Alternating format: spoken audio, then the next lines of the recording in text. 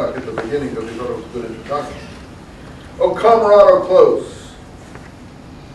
The great Camarado, using Spanish terminology now. What do you think he's talking about? Who's the great Camarado? Well, it's the soul again. Oh, you and me at last. Oh, us two only.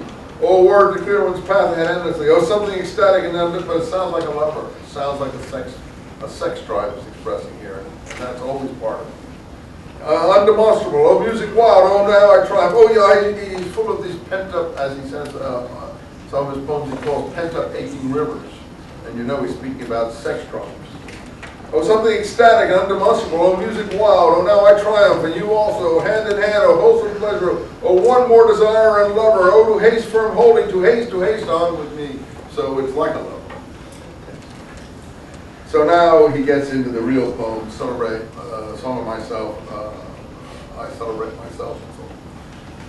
Well, how did he write these poems? Well, as I said, he was born in Milan, I think around 1919 or thereabouts. He got a minor education. He became a sort of school teacher for a bit. He worked on newspapers, one called the Brooklyn Eagle, and things like that. He used to go into New York City all of the time. He gives a picture of New York in this crossing Brooklyn Ferry. That's really a great picture of a snapshot in time right before the Civil War, when the steamboats are just coming in.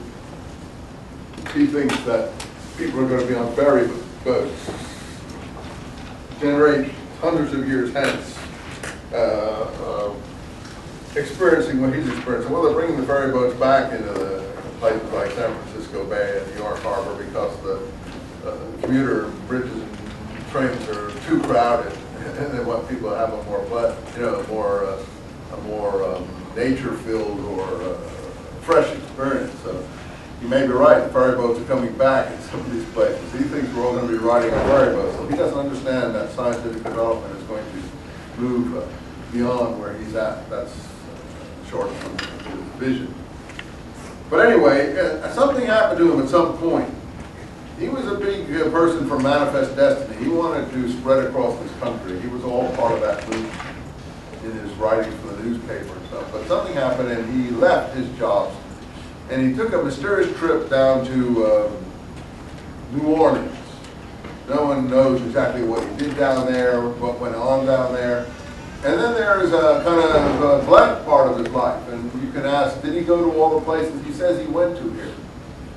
I think he did go to some of them.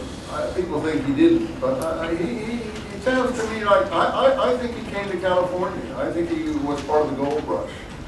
This is around 1849 when you get this blank period. Can't prove that, but it just feels like imagines, they say he's imagining all these things. He imagines too much of the country not to have seen some of it. I wouldn't be surprised if he went to the gold rush and failed or something and then came back and started writing his poems and published them in 1855. That's, this is, campus is called the 49ers. The reason, as you probably know, we're called the 49ers is California started to populate really in a serious manner in 1849 with the gold rush. So a lot of these people came, crashing out here at that time, across the plains or wherever you want to think they came from.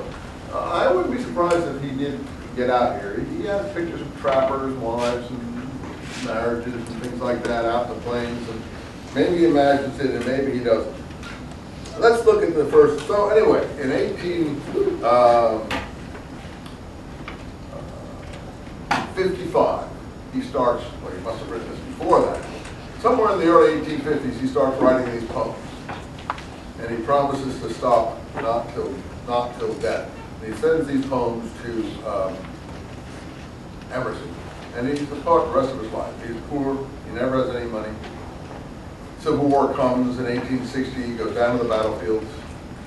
And we've got some wonderful Civil War poems. We've got some homosexual poems here, too. Children of Adam and Calamus, full of homosexual poems. You say, well, what, homosexuality in America in 1855? Unfortunately, or fortunately, however you want to look at it, yeah. And how come? Well, figure it out, man. I mean, where were the women available to these poor pent-up aching river men, as he describes himself. Well, where is his outlet? He didn't have money to go to a prostitute, and I don't think he probably ever did go to prostitute.